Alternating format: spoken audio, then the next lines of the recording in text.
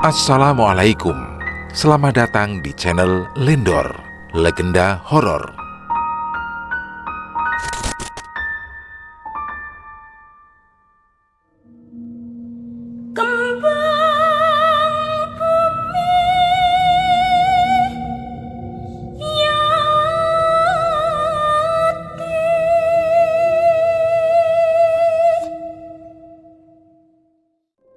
Pesugihan Tumbal Bayi.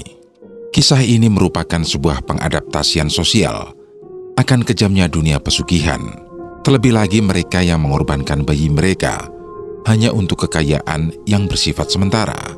Jawa Barat, 1998. Kisah ini berawal dari pasangan suami istri bernama Agus dan Leli. Keduanya hidup serba kekurangan, manakala krisis moneter menghantui perekonomiannya. Terlebih lagi, untuk membeli bahan pangan, Agus harus mencari-cari pekerjaan yang benar-benar menutupi kebutuhannya. Selain itu, posisi istrinya yaitu Leli yang sedang mengandung anak pertama. Dalam kesehariannya, Agus rela menjadi tukang pikul beras di sebuah pasar yang berdekatan dengan rumahnya. Penghasilan yang didapatkan hanya cukup untuk membeli beras dan lauk pauk berupa ikan asin. Setiap harinya, Agus melakukan aktivitas seperti itu hanya untuk bertahan hidup. Ia sendiri mulai kebingungan, manakala usia kandungan istrinya sudah semakin membesar. Di suatu malam, Leli mendekati Agus yang sedang terduduk di depan rumah. "Kang, sebentar lagi aku akan melahirkan." Agus yang mendengar hal itu hanya bisa menatap istrinya dengan tatapan sedih. "Neng, usia kandunganmu berapa sekarang?" 7 bulan, Kang. Berarti 2 bulan lagi ya? Kira-kira segitu, Kang. Agus pun beranjak bangkit dan menyuruh istrinya masuk ke dalam. Dalam hatinya, Agus harus mencari uang agar bisa membantu persalinan istrinya yang sudah mendekati bulan kelahiran. "Akang kenapa sedih? Akang belum ada uang, Neng. Jadi anak kita bagaimana, Kang? Akang pikirkan dulu caranya, Neng. Siapa tahu ada jalan." Leli hanya mengangguk saat mendengar jawaban Agus yang terpaksa untuk optimis, walau dalam keadaan yang krisis. Keesokan harinya, Agus kembali berangkat ke pasar. Namun sebelum ia berangkat, Agus memandangi perut istrinya yang membuncit itu. "Akang liatin apa?" Enggak, Neng. Akang cuman gak sabar mau lihat anak kita." Leli tersenyum mendengar hal itu. "Akang yang semangat kerjanya, biar bisa cepat-cepat lihat dedek bayi." "Iya, Neng. Akang berangkat dulu ya." "Iya, Kang." Agus mencium kening Leli dengan perasaan yang penuh kebahagiaan dan langsung pamit untuk menuju ke pasar. Sesampainya di pasar, Agus langsung diberi tugas oleh bosnya untuk mengangkat karung beras berukuran 50 kilo. Beban 50 kilo menurut Agus sudah sangat berat. Dengan tubuhnya yang tidak terlalu bugar, Agus paling sanggup mengangkat 10 karung. Ia terkadang mengeluh sakit pinggang saat tidak diberi waktu untuk beristirahat. Tiba saat jam istirahat, Agus biasa makan ubi goreng yang ia bawa dari rumah. Ubi itu hasil masakan Leli yang biasa digunakan untuk mengganjal lapar. Saat yang bersamaan, salah satu teman kerjanya menghampiri Agus. Orang itu bernama Mang Ujang. "Agus, kumaha da, Mang?" "Sae, Mang. Gimana ngangkat berapa karung sekarang?" 10 dulu. Badan begal-begal semua," jelas Mang Ujang. "Emang semalam habis dari mana?" tanya Agus. "Habis ritual." "Hah? Ritual naon?" Agus terkejut mendengar jawaban dari Mang Ujang terkait aktivitasnya di malam hari. "Kamu mau kaya raya?" tanya Mang Ujang. "Mau atuh. Siapa sok yang gak mau jadi kaya raya?" jelas Agus. "Tapi kamu siap risikonya?" tanya Mang Ujang. "Risiko naon, Mang?" tanya Agus. "Ya risiko dari hasil kekayaan kamu," jelas Mang Ujang. "Pekerjaan?" tanya Agus. "Bukan atuh." "Terus apa atuh, Mang?" "Ini bukan pekerjaan. Ini tentang pesugihan," ucap Mang Ujang dengan suara lirih. Agus yang mendengar itu langsung terkejut. Ia pun benar-benar tak percaya jika selama ini Mang Ujang melakukan sebuah ritual pesugihan. "Yang bener atuh, Mang. Dosa atuh pesugihan mah," jelas Agus. "Ih kamu, jangan kenceng-kenceng ngomongnya." "Iya atuh, maaf. Itu teh pesugihan apa?" Tanya Agus. Pesugihan tumbal bayi. Agus makin kaget ketika Mang Ujang menyebutkan jenis pesugihan yang dilakukan olehnya. Ia bahkan tidak percaya jika istrinya Mang Ujang selalu keguguran karena ulah dari ritual pesugihan tumbal bayi tersebut. Mang, jadi anak kamu itu meninggal bukan karena keguguran? Tanya Agus. Bukan atuh Gus, kan namanya aja pesugihan tumbal bayi. Jadi bayi kamu ditumbalin demi harta? Tanya Agus dengan ekspresi kurang percaya. Iya benar, ya namanya juga orang susah Gus. Agus membenarkan keadaan perekonomian yang sedang melanda seluruh orang di Indonesia.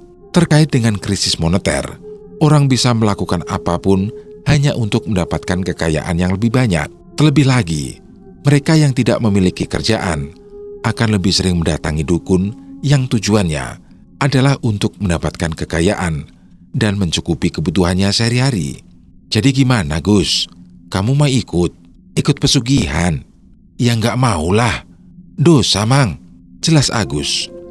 Alah Gus, sekarang tuh susah cari duit halal, tapi bikin kaya. Iya juga sih, tapi kan kamu nggak mau jadi orang kaya? Tanya Mang Ujang. Agus mulai terpedaya dengan tawaran dari Mang Ujang. Agus sendiri ingin sekali menjadi orang kaya raya. Ia bisa membeli seluruh keperluan keluarganya sendiri.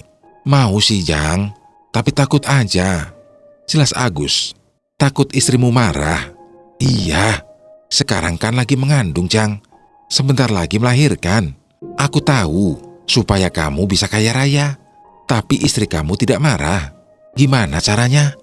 Mang Ujang pun membeberkan rahasia terkait pesugihan tumbal bayi tanpa sepengetahuan istrinya. Selain itu, Mang Ujang juga memberikan tips dan trik seputar hal-hal yang dilakukan agar istri tidak curiga terkait pesugihan yang sedang dijalaninya. Kamu harus memberikan obat khusus agar istri kamu mengira kalau dia keguguran. Ternyata untuk menyembunyikan ritual pesugihan tersebut, Mang Ujang memberikan obat khusus kepada istrinya, sehingga istrinya mengira kematian dari bayi yang masih dalam kandungannya disebabkan oleh mengkonsumsi obat terlarang. Padahal obat itu tidak ada pengaruhnya kepada kandungan istrinya. Namun setelah ritual itu benar-benar berhasil, maka kematian dari anaknya akan berbuah manis yang tidak tergantikan. Dengan memiliki kekayaan yang berlimpah ruah, Agus mulai memahami alur pesugihan yang dilakukan oleh Mang Ujang.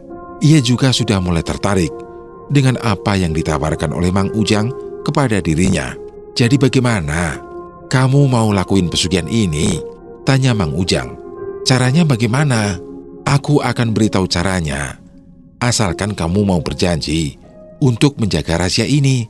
Oke Mang, saya berjanji untuk tidak memberitahu hal ini.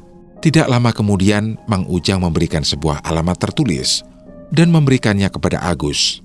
Besok malam, datang ke tempat itu. Dia adalah dukun yang biasa memberikan pesugihan kepada orang-orang yang ada di sekitarannya. Jelas Mang Ujang. Agus pun membaca alamat tersebut. Ia juga mengeja huruf demi huruf nama dari dukun yang mampu memberikan pesugihan kepada orang-orang yang berada di sekitarannya. Ki Gandu. Namanya Ki Gandu? Tanya Agus. Iya benar, namanya Ki Gandu. Jelas Mang Ujang. Oke, besok malam saya akan main ke dukun itu. Mendengar hal itu, Agus menjadi percaya diri lagi dan berusaha semaksimal mungkin untuk mewujudkan keinginannya agar menjadi orang kaya di tempatnya.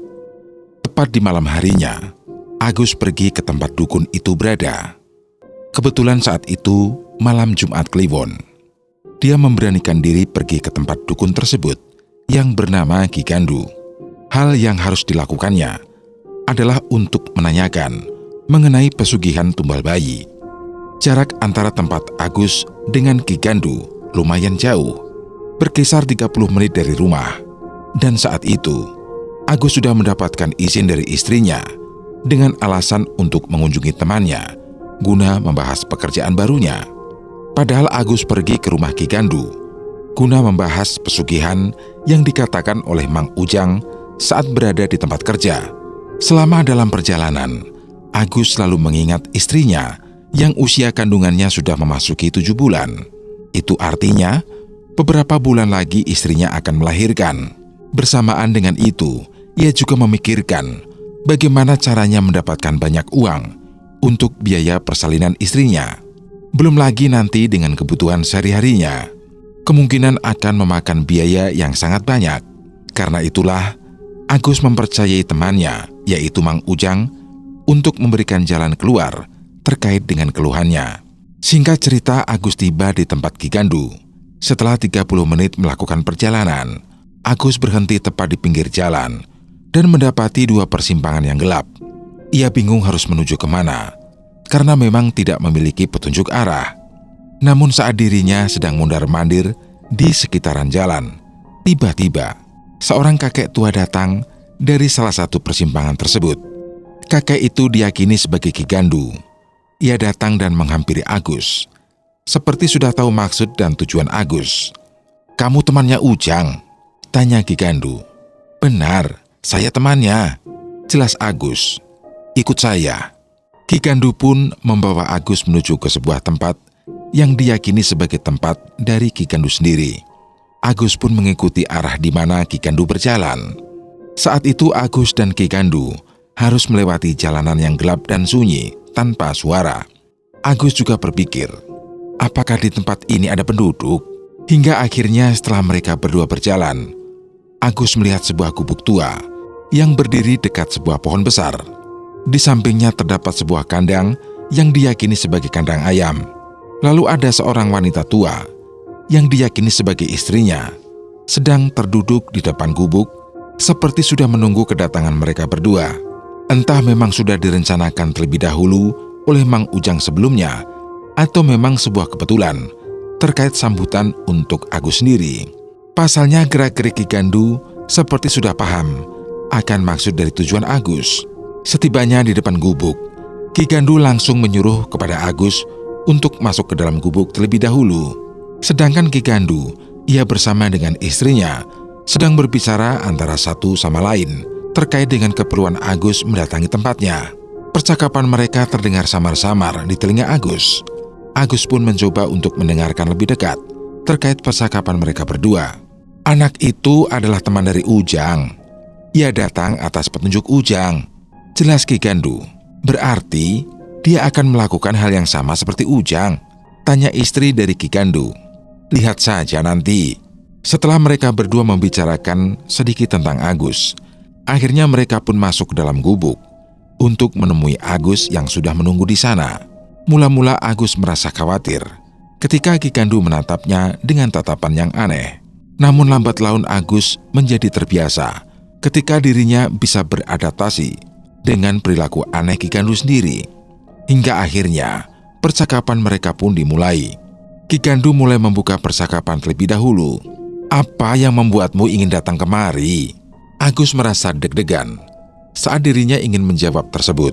Ia sendiri tidak tahu apa tujuannya untuk mendatangi Ki Gandu. Namun Agus sendiri benar-benar ingin meyakini kalau kedatangannya adalah untuk satu tujuan, yaitu mengetahui lebih dalam terkait pesugihan tumbal bayi yang dimaksudkan oleh Ki Gandu sendiri. Setelah beberapa menit Agus terdiam, akhirnya ia berani menjawab pertanyaan Ki Gandu. "Aku kesini ingin bertanya terkait pesugihan yang dikatakan oleh Ujang. Maksudmu pesugihan bayi bajang?" "Bayi bajang?" tanya Agus. "Iya, pesugihan itu dinamakan dengan pesugihan bayi bajang. Pesugihan ini tidak main-main, karena harus rela mengorbankan sang anak yang masih dalam kandungan," jelas Ki Gandu. Mendengar hal itu, Agus langsung terdiam. Hatinya merasa tidak tega dengan apa yang akan dialami oleh istrinya jika Agus benar-benar akan melakukan pesugihan tersebut. Pesugihan ini akan menjadikanmu kaya raya dengan cepat. Namun setiap keinginan pasti ada risikonya. Dan dalam pesugihan ini, ada satu risiko yang mengerikan, jelas Ki Gandu. "Risiko yang mengerikan? Apa itu, Ki?" tanya Agus. "Istrimu tidak akan pernah bisa melahirkan anak lagi. Tiap anak yang hamil, maka ia akan dijadikan tumbal dari pesugihan ini." Mendengar hal itu, Agus langsung terdiam. Agus langsung mengingat temannya, yaitu Ujang yang belum juga memiliki anak sampai sekarang. Ia menyadari bahwa penyebab Agus tidak memiliki anak adalah karena ikatan dari pesugihan ini. Mereka yang terikat tidak akan bisa lepas darinya, kecuali harus membatalkannya terlebih dahulu. Dan untuk membatalkan pesugihan ini, Agus harus rela dengan berbagai ketentuan yang tidak bisa dinalar olehnya, di mana dirinya harus siap untuk kehilangan istrinya manakala pesugihan ini dibatalkan. Agus pun memikirkan terkait langkahnya kembali. Ternyata perbuatan ini hanya memberi kerugian padanya dan juga kepada istrinya. Ki Gandu pun terus-menerus memberikan pertanyaan kepada Agus, apakah dirinya siap untuk melakukan pesugihan jenis ini? Karena pesugihan ini memiliki sebuah risiko yang tidak semua orang bisa menanggungnya. Artinya mereka yang terjerat dalam pesugihan ini, maka akan terus-menerus melakukannya sampai akhir hayatnya. Agus pun mulai tergerak hatinya untuk menanyakan sesuatu terkait hal yang harus dilakukannya jika dirinya benar-benar melakukan pesugihan tersebut. Apa yang harus aku lakukan jika pesugihan ini dijalankan? Tanya Agus. Kamu harus menyirami kuburan anakmu dengan darah ayam cemani tiap di Selasa Kliwon Legi. Darah ayam cemani hitam? Tanya Agus. Benar, darah itu sebagai makanan dari pesugihan yang kelak engkau lakukan. Lalu Selasa Legi adalah hari pembuka antara pembatas yang menghalangi antara keduanya. Agus masih belum paham terkait pembatas antara keduanya. Ia merasa pembahasan itu sudah bukan lagi ranahnya. Namun sebelum Agus menanyakan hal itu, Ki Gandu telah menjelaskan terlebih dahulu. Pembatas antar keduanya adalah pembatas antara dunia nyata dengan dunia tak kasat mata. Mendengar jawaban itu, Agus sedikit paham. Ia pun hanya mengangguk-angguk sambil menatap wajah Ki Gandu yang sudah mulai menampakkan wajah yang sangat antusias. Pulanglah terlebih dahulu. Jika memang kamu membutuhkanku, aku di sini menantimu, ucap Ki Gandu sembari menyuruh Agus untuk pulang terlebih dahulu. Apakah Agus bisa menerima tawaran dari Ki Gandu terkait pesugihan tersebut? Atau memang dia hanya ingin tahu terkait pesugihan tumbal bayi? Agus pun pulang ke rumah tepat di tengah malam. Dalam perjalanan, ia masih memikirkan kata-kata Ki Gandu terkait persyaratan jika ingin melakukan pesugihan jenis ini. Terlebih lagi, pesugihan ini memiliki risiko dampak panjang yang mengerikan. Artinya, jika memang pesugihan ini dilakukan dan berhenti di tengah jalan, risiko dan dampaknya akan terus berjalan hingga korban meninggal dunia. Korban yang dimaksud adalah istri dari pelaku pesugihan ini. Akhirnya dengan berat hati, Agus membendung niatannya untuk melakukan hal itu. Ia masih memikirkan lebih dalam agar keputusannya bukanlah satu-satunya hal yang membawa dampak buruk bagi kehidupannya di luar. Singkat cerita, Agus tiba di halaman rumahnya. Saat itu ia melihat seorang wanita yang masih terduduk sambil mengelus-elus perutnya tepat di depan rumah. Agus yang melihat itu merasa yakin jika istrinya belum tertidur. Agus pun segera menuju ke depan rumahnya. Ia kemudian menuju ke istrinya yang sedari tadi sedang menunggunya. Kok belum tidur, Neng? Tanya Agus. Akang kok lama banget pulangnya? Jelas Leli, kan Akang ada pekerjaan, ucap Agus. Tapi kan gak sampai selarut ini, Kang. Neng takut, jelas Leli. Agus pun akhirnya menyadari jika istrinya benar-benar mencintainya. Terlebih lagi, sikap perhatian istrinya benar-benar meleburkan hati Agus yang keras. Akhirnya, Agus pun mengajak istrinya untuk masuk ke dalam. Hal ini disebabkan malam semakin larut. Singkat cerita, keesokan harinya, Agus kembali berangkat kerja. Kali ini ia melihat temannya yang bernama Mang Ujang sedang mengangkat karung beras. Agus pun langsung bersiap-siap untuk mengangkat karung beras yang sama. Akhirnya Mang Ujang pun melirik Agus yang sudah berada tepat di sebelahnya. Loh Gus, kamu berangkat? Tanya Ujang. Iya Mang, emang kenapa atuh? Tanya balik Agus. Enggak sih, gimana kemarin malam? Lancar? Tanya Ujang. Aku masih belum bisa memastikan Mang. Loh, kenapa memangnya? Tanya Ujang. Aku masih sayang dengan istriku. Mendengar hal itu Ujang pun tertawa terbahak-bahak. Ia masih mendengar kata cinta di mulut lelaki yang membutuhkan harta. Ujang sendiri tidak benar-benar percaya akan arti cinta yang sebenarnya, karena memang dalam hidupnya terpilih dua hal yang pasti, yaitu harta dan kebahagiaan. Ujang tidak mengaitkan cinta dalam kehidupannya. Ia lebih memilih harta sebagai teman setianya. Agus yang mendengar hal itu, ia pun diam saja.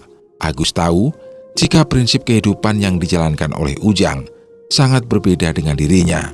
Agus sendiri adalah tipikal orang yang selalu berpegang teguh kepada keluarga dan kebahagiaan, karena perbedaan keduanya sangat-sangat jauh, bagaikan langit dan bumi. Kehidupan mereka tidak bisa disamaratakan.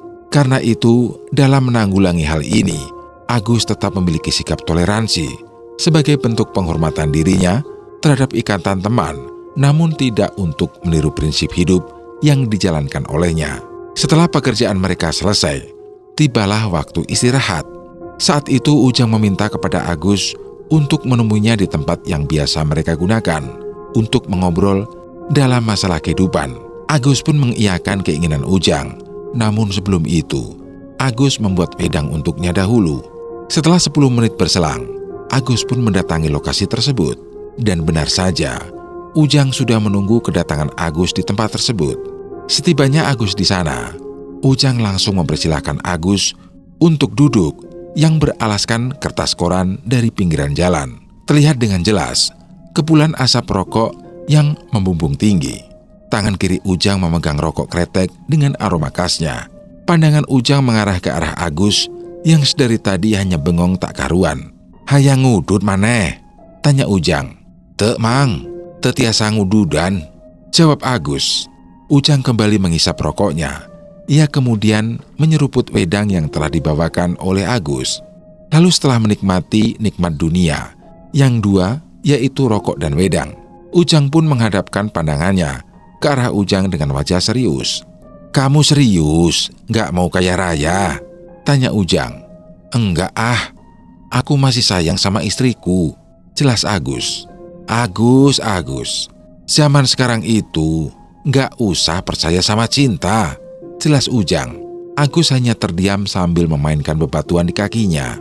"Aku kasih tahu ya, keluarga tanpa harta, rumah akan runtuh. Karena yang memperkokoh rumah itu bukan cinta, melainkan harta," ucap Ujang.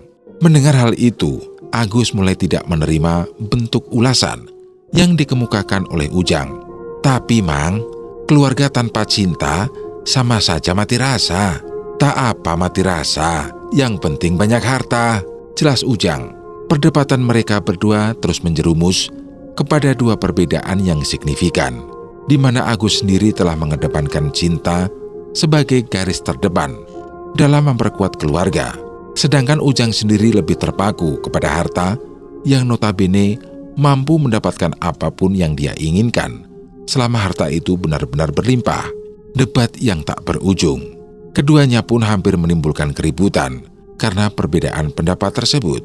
Hingga akhirnya Ujang mulai terdiam dengan serangan asumsi yang dikemukakan Agus terkait masalah kehidupannya kepada Ujang. Singkat cerita, Ujang langsung mengajukan kesimpulan di antara debat panjang yang tak berujung tersebut. "Jadi bagaimana? Apakah kamu mau melakukan pesugihan tersebut?" tanya Ujang. "Tidak dulu, Mang. Istri saya masih mempercayakan kepada saya untuk menjadi lelaki yang benar-benar memberikan nafkah yang layak," jawab Agus. "Ngomong-ngomong, istrimu sedang hamil kan?" tanya Ujang. "Iya, Mang. Kenapa memangnya?" tanya balik Agus. Ujang mulai tersenyum mendengar hal itu. Agus mulai merasa ada yang berbeda dengan garis wajah yang ditampakkan Ujang setelah mendengar kabar jika istrinya sedang hamil. "Tidak apa-apa. Aku rasa memang seharusnya kamu harus jaga istrimu," jelas Ujang. "Aku jaga tiap hari, Mang. Apalagi sekarang dia sedang hamil," ucap Agus. "Hamil tua? Benar, Mang. Berapa bulan kira-kira?" tanya Ujang dengan mimik wajah yang berubah menjadi senang. 7 bulan, Mang, jelas Agus. Mendengar jawaban Agus, Ujang kemudian tersenyum sambil memainkan kedua jari jemarinya, seperti hendak merencanakan sesuatu. "Kenapa memangnya, Mang? Kok kayak senang gitu?" jelas Agus. "Boleh kan? Aku dan istriku sore ini datang ke rumahmu," tanya Ujang. "Mau apa emangnya, Mang?" tanya Agus. "Biasa, Aku mau silaturahmi saja, jelas Ujang. Boleh, Mang. Silahkan main saja, ucap Agus. Mendengar perizinan tersebut, Ujang benar-benar menampakkan wajah sumringah. Ia seperti merencanakan sesuatu terkait pemberitaan kehamilan istri Agus. Namun dari Agus sendiri, ia sudah merasa ada yang aneh dengan Ujang setelah mendengar kabar jika istrinya sedang hamil tua. Dan Agus meyakini suatu hal terkait Ujang dan istrinya yang akan mendatangi rumahnya tepat di sore hari nanti. Kemungkinannya ada dua opsi, yaitu mereka berdua datang untuk bersilaturahmi atau untuk mengikatkan janji terkait pesugihan tumbal bayi yang sedang dilakukan oleh Ujang beserta istrinya. Selepas Ujang mengatakan hal aneh kepada Agus terkait rencana kedatangannya ke rumah, Agus pun mulai mencoba untuk bersikap tenang. Ia sendiri belum tahu apa yang akan dilakukan oleh Ujang dan juga istrinya terkait rencana kedatangannya ke rumah Agus dan juga istrinya. Tepat setelah pulang dari kerja, Agus langsung buru-buru untuk memberitahu istrinya. Kebetulan saat itu istrinya sedang memasak makanan untuk makan malam. "Neng, masak apa hari ini?" "Masak singkong rebus sama sambal doang, Kang. Nanti malam ada teman Akang yang akan datang ke rumah." "Siapa, Kang?" "Mang Ujang." Leli sebenarnya belum mengetahui siapa itu Ujang. Namun setelah diceritakan oleh Agus, Leli merasa terkejut. Ternyata teman dari suaminya ini sedang melakukan semacam pesugihan berjenis tumbal bayi. "Terus aku harus gimana, Kang?" "Nanti baluri perutmu dengan minyak, lalu lapisi dengan kain tapih." Leli pun mengangguk paham. Ia mengikuti apa yang diperintahkan suaminya untuk keselamatan dirinya sendiri. Tepat di malam hari, Ujang datang bersama dengan istrinya. Mereka berdua datang tidak dengan tangan kosong, melainkan membawa makanan yang diperuntukkan untuk makan malam bersama. Agus menyambut kedatangan mereka berdua. "Silahkan, Kang Ujang dan istri," sambut Agus. "Waduh, sudah menunggu ya?" ucap Ujang sambil tersenyum. "Ya mesti atuh, Kang, kan menyambut tamu." "Oh iya, kenalin nih Gus, istriku," ucap Ujang sambil mempersilahkan Agus memperkenalkan diri kepada istrinya. "Oh iya, nama saya Agus, saya Murni." Agus melihat ada sesuatu yang aneh dari sekujur tubuh istri Ujang. Di bagian kakinya sedikit membengkak, tangannya juga agak keras, seperti bukan tangan wanita. Lalu di bagian leher Murni terlihat bercak hitam. Namun Agus mencoba untuk merahasiakan kecurigaannya dengan bersikap biasa-biasa saja. Mereka bertiga pun mengobrol tepat di depan rumah sebelum makan malam itu dilaksanakan. Ketika mereka bertiga sedang mengobrol, tiba-tiba mata Ujang selalu melirik ke bagian dalam rumah. Ujang seperti mencari sesuatu yang memang berada di dalam rumah Agus sendiri. Lalu timbullah sebuah kecurigaan dari Ujang terkait Agus yang memang sengaja menyembunyikan istrinya dari hadapan mereka berdua. "Ngomong-ngomong, istrimu gak ikut gabung?" tanya Ujang. "Sebentar lagi dia akan kemari," jawab Agus. "Istrinya namanya siapa, Kang?" tanya Murni. "Namanya Leli," jawab Agus. "Namanya bagus ya, pasti cantik orangnya," ucap Murni. "Waduh, hatur nuhun atuh." Agus berpura-pura tersanjung dengan pujian yang diberikan oleh Murni terhadap istri dan juga dirinya. Memang itu adalah permainan dari Agus sendiri agar tidak terjadi hal yang menyangkut pada kecurigaan di antara mereka berdua. Beberapa menit kemudian, Leli keluar dengan pakaian yang agak besar. Leli keluar dengan sangat anggun, sambil membawakan makanan dan juga minuman untuk Ujang dan juga istrinya. "Nah, ini istri saya," ucap Agus. Murni dan juga Ujang terpesona saat melihat dengan jelas wajah asri nan cantik dari Leli. Belum lagi dengan kondisi perutnya yang sedang hamil. Leli dengan anggunnya membawakan makanan serta minuman tepat di hadapan mereka. "Teh Leli cantik banget," ucap Murni. "Aduh, hatur nuhun teh. Teteh juga cantik kok." Setelah menghidangkan makanan dan juga minuman, Leli pun duduk tepat di samping Agus.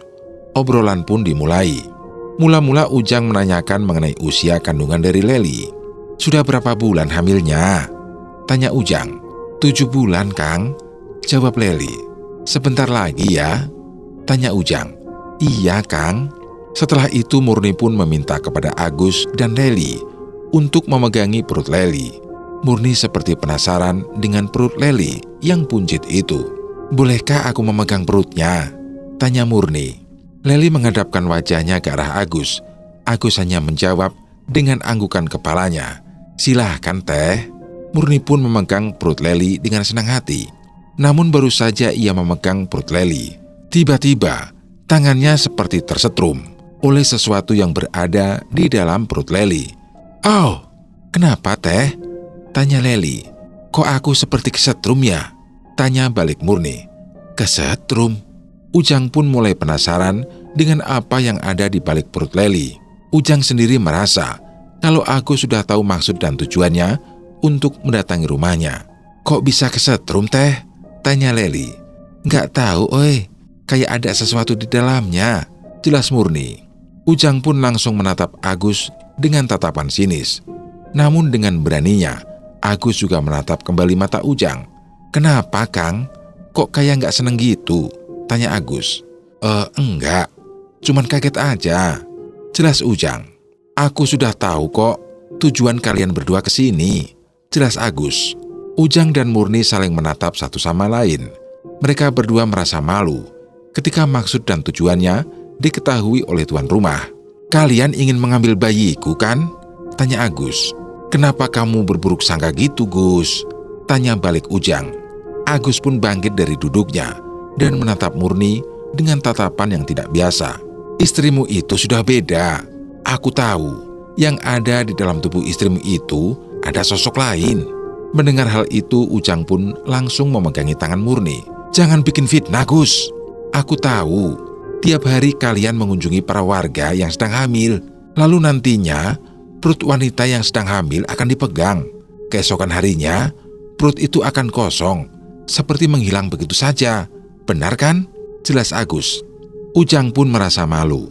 Ternyata Agus sendiri telah menyadari langkah awal bagaimana ritual pengambilan bayi yang masih berada di dalam perut itu berlangsung. Namun Agus bukan orang biasa. Ia sendiri mengetahui jejak langkah orang-orang yang pernah kedapatan bayinya kehilangan dan menyebarkan sebuah solusi agar membalurkan minyak di perut ibu hamil, serta dilapisi dengan kain tapih agar bayi yang berada di dalam perut tidak diambil oleh orang yang ingin melakukan pesugihan jenis ini. "Sekarang, apakah kamu tega untuk mengambil anak dari temanmu sendiri?" tanya Agus. Ujang pun terdiam sejenak. Lambat laun, diamnya menjadi sebuah tawa yang mengerikan. "Kamu memang curang, Gus. Pesugihan itu lebih curang daripada kehidupan normal, Kang. Tapi apakah kamu tahu jika pesugihan ini mengantarkan kepada kekayaan?" tanya Ujang. Agus pun menyuruh istrinya untuk masuk terlebih dahulu dan mengunci segala pintunya. Sedangkan Murni, ia mundur ke arah belakang Ujang. "Pergilah dari sini, Jang. Kamu telah membunuh bayi-bayi yang tidak berdosa." "Baiklah, aku akan pergi." Ujang pun kemudian meninggalkan rumah Agus dengan langkah yang sedikit terburu-buru. Ia menyadari bahwa Agus bukanlah orang biasa. Bisa dibilang, Agus telah mengorek banyak informasi terkait pesugihan tumbal bayi ini. Sampai-sampai segala rencana yang dijalankan oleh Ujang benar-benar tidak berefek kepadanya. Ini menandakan bahwa rasa cinta dan kasih sayang Agus kepada istrinya jauh lebih besar. Setelah kepergian Ujang, Agus pun menyusul masuk ke dalam rumah. Ia melihat istrinya sudah pucat pasi dan menampakkan wajah dengan ekspresi yang takut. "Kang, aku takut." Agus pun langsung memeluk istrinya dan berkata, "Kita akan melewati hal ini sampai si bayi melahirkan. Sabar ya." Setelah kejadian tersebut, Ujang tidak pernah lagi terlihat di tempat kerjanya. Ada yang bilang Ujang keluar dari kerjanya dan memilih untuk mencari pekerjaan yang lain. Namun Agus menyadari bahwa alasan Ujang tidak bekerja lagi adalah karena dirinya merasa malu terhadap Agus. Hari berganti hari. Saat dimana usia kandungan Leli sudah menginjak 8 bulan, ada banyak pemberitaan terkait bayi yang menghilang secara tiba-tiba ketika masih di dalam kandungan. Mereka meyakini bahwa ini adalah ulah dari pelaku pesugihan tumbal bayi. Agus yang mendapatkan pemberitaan itu langsung mengarah kepada Ujang dan juga istrinya. Keduanya memang belum kapok, walaupun sudah diketahui tindakannya oleh Agus. Total dalam semalam, jumlah bayi yang menghilang di desa sebelah sebanyak 5 orang. Namun ternyata, korban bukan jatuh hanya kepada bayi-bayi saja. Ada banyak orang dewasa yang meninggal, yang tak lain adalah calon bapak dari bayi tersebut. Hal ini terjadi ketika ada salah satu orang warga yang kedapatan suaminya meninggal dunia selepas menunggui sang istri sedang melahirkan. Namun bersamaan dengan itu, bayi yang masih berada dalam kandungan pun juga ikut menghilang entah kemana. Atas kejadian itu, muncul banyak ketakutan pada tiap warga sekitar. Keresahan itu pun membuat para warga di sekitaran desa tersebut berkumpul menjadi satu untuk menumpas pelaku pesugihan. Mengetahui hal itu, Agus mencoba untuk meluangkan waktunya untuk menjaga Leli, yang mana istrinya sendiri sedang hamil tua. "Kang, sudah dengar kabar dari warga sekitar?" tanya Leli. "Sudah, Neng. Ini pasti ulah dari Ujang dan juga istrinya," jelas Agus. "Kang, apa kita harus pindah saja dari rumah ini?" tanya Leli. "Kenapa emangnya, Neng?" tanya Agus. "Nggak apa-apa, Kang. Cuman perasaan takut aja." Leli terus-menerus memegangi perutnya yang sudah membuncit itu. Kemungkinan besar beberapa minggu ke depan, Leli akan segera melahirkan. Agus juga menyadari hal yang sama mengenai prasangka Leli terkait teror hilangnya banyak bayi dan juga banyaknya orang dewasa yang meninggal secara tiba-tiba. Sementara itu, beberapa warga telah berkumpul di suatu tempat untuk membahas satu permasalahan yang sangat meresahkan. Mereka pun merencanakan sesuatu agar hal yang sama tidak terjadi. Solusi yang diputuskan dari beberapa warga saat itu antara lain meminimalisir terjadinya pencurian bayi ketika ada salah satu warga yang hendak melahirkan tepat di malam hari, melakukan penjagaan yang ketat di saat hendak melahirkan, kemudian mengetahui dengan jelas dukun beranak yang akan dijadikan sebagai orang yang membantu dalam proses persalinan. Sementara itu, mereka juga akan memagari tiap rumah warga dengan menggunakan bambu kuning dan lonceng yang telah dijadikan sebagai media penanda ketika akan terjadinya pencurian bayi. Bambu kuning sendiri memiliki fungsi untuk melemahkan orang yang memasuki rumah tersebut. Jika orang yang memasuki rumah tersebut memiliki ilmu hitam, bambu kuning akan menyerap energi tersebut dan menetralisir secara cepat. Sedangkan lonceng yang telah dijadikan media tersebut berfungsi sebagai media penanda orang-orang yang ada di sekitaran rumah ketika yang memasuki rumah tersebut memiliki kehendak yang sangat buruk dengan tujuan mencuri bayi yang akan dilahirkan. Setelah disepakati, akhirnya mereka memberitahu hal ini kepada banyaknya warga sekitar, terutama pada mereka yang memiliki istri yang sedang hamil. Alhasil, para warga merasa aman dan tenang ketika solusi itu sendiri telah memberikan hal yang bersifat kondusif terkait permasalahan yang sedang menimpa desanya. Singkat cerita, sesaat sebelum Leli melahirkan, ia meminta kepada Agus untuk dicarikan seorang dukun beranak yang akan dijadikan sebagai perantara dari proses persalinannya.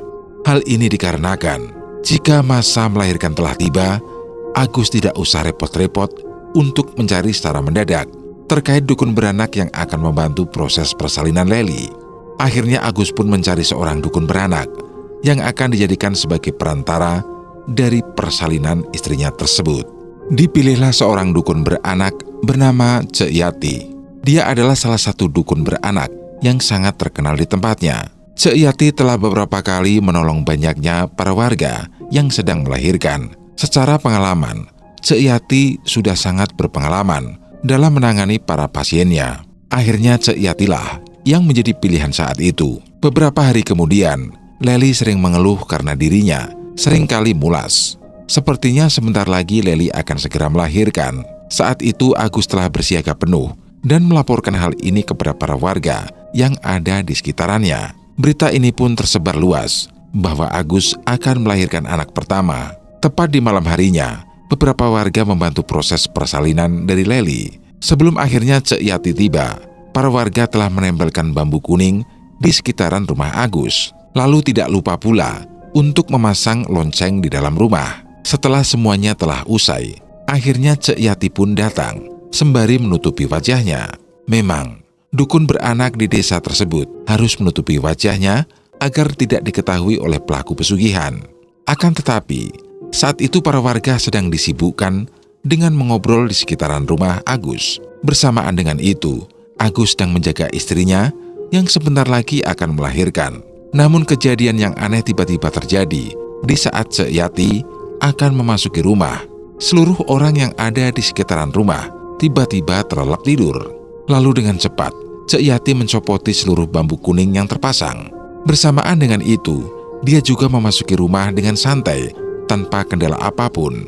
Setelah memasuki rumah, Cek Yati pun menyuruh Agus untuk keluar, karena persalinan akan dimulai. Setelah Agus keluar, tiba-tiba lonceng berbunyi. Awalnya Agus tidak curiga, karena mungkin saja lonceng itu berbunyi akibat angin yang masuk ke dalam rumahnya. Lalu setelah Cek Yati menutup pintu dan menguncinya, kondisi di dalam rumah pun menjadi berbeda. Tiba-tiba hawanya sangat panas, hingga membuat Leli merasa gerah. Dan manakala proses persalinan akan dimulai, lonceng pun berbunyi dengan sangat kencang. Agus yang berada di luar langsung terkejut ketika mendengar lonceng itu. Dan yang lebih mengejutkannya lagi, ia telah melihat para warga sudah terkapar di samping rumahnya. Agus pun langsung berupaya untuk membangunkan para warga, namun mereka seperti tersilap dalam tidur. Sementara itu, persalinan Leli pun akan dimulai. Namun saat persalinan akan dimulai, Cek Yati langsung membuka tudung penutup kepala dan wajahnya. Dan ternyata, yang mereka kira itu adalah Cek Yati, akan tetapi di balik tudung palsu itu adalah si Murni, istri dari Ujang. Murni tersenyum dan berkata kepada Leli, "Teh, kita ketemu lagi." Kak, kamu kan Murni?" "Iya teh, bayi Teteh sangat wangi." Lonceng terus berbunyi hingga memberikan kebisingan di dalam ruangan. "Teteh sudah siap?" tanya Murni. Leli mencoba untuk menghindar di saat kedua tangan Murni hendak memegangi perut Leli. Namun di saat yang bersamaan, Agus langsung mendobrak pintu dan menusukkan sebuah bambu kuning tepat di bagian punggung Murni. Saat yang bersamaan, wajah Murni berubah seperti siluman. Lidahnya sangat panjang dan memiliki sorotan mata yang tajam serta berwarna kemerahan. Murni pun melarikan diri lewat bagian belakang rumah. Secara bersamaan, para warga langsung terbangun. Agus pun keluar dan meminta kepada para warga untuk mengejar Murni yang sedang melarikan diri. Para warga pun langsung melihat seorang wanita yang sedang berlari sambil menahan luka yang berada di bagian punggungnya. Lalu karena sebentar lagi Leli akan melahirkan, Agus pun langsung membawa Leli menuju ke dukun beranak lainnya. Agus membopong Leli dan mencari dukun beranak lainnya. Selama dalam perjalanan, Agus masih terpikirkan dengan munculnya Murni. Ia berasumsi bahwa Murni menyamar sebagai Cek Yati, sedangkan Cek Yati masih berada di rumah. Akhirnya Agus pun menuju ke rumah Cek Yati. Sesampainya di sana, Agus langsung mengetuk-ngetuk pintu rumah Cek Yati. Dan beruntungnya, Cek Yati membukakan pintu dengan wajah yang sudah memucat. "Cek, kenapa mukanya? Jangan banyak tanya. Istrimu sebentar lagi akan melahirkan. Bawa masuk." Agus pun membawa masuk Leli ke dalam rumah Cek Yati. Sementara itu, para warga terus mengejar Murni yang akhirnya masuk ke dalam rumah miliknya. Karena mengetahui Murni telah melakukan pesugihan, akhirnya para warga yang kesal pun membakar rumah Murni bersama dengan seluruh isinya. Kebakaran itu menimbulkan keramaian banyak warga. Mereka berdatangan sembari bersorak bahagia karena Murni telah mati menjadi abu. Dan tepat saat itu juga, Leli melahirkan anak pertama berkat bantuan dari Cek Yati. Akhirnya Agus menjadi satu-satunya warga yang berhasil menyelamatkan anaknya dari cengkraman tumbal pesugihan bayi. Dan nasib dari Murni sendiri, dia terbakar bersamaan dengan suaminya yang kala itu sedang melakukan ritual yang sama. Namun atas saran warga, tubuh atau jasad dari keduanya, yaitu Murni dan juga Ujang, tidak boleh menyentuh tanah. Mereka dipercaya memiliki keilmuan lain yang mana mampu membangkitkan diri dan membalaskan dendam kepada para warga yang berada di sekitarannya.